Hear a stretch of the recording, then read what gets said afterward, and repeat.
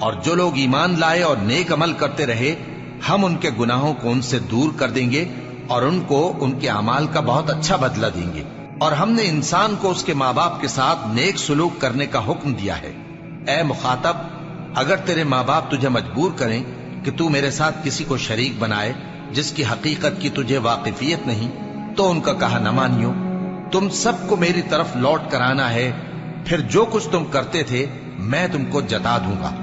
اور جو لوگ ایمان لائے اور نیک عمل کرتے رہے ان کو ہم نیک لوگوں میں داخل کریں گے۔ اور بعض لوگ ایسے ہیں جو کہتے ہیں کہ ہم اللہ پر ایمان لائے، پھر جب ان کو اللہ کے رستے میں کوئی ایذا پہنچتی ہے تو لوگوں کے ایذا پہنچانے کو یوں سمجھتے ہیں جیسے اللہ کا عذاب۔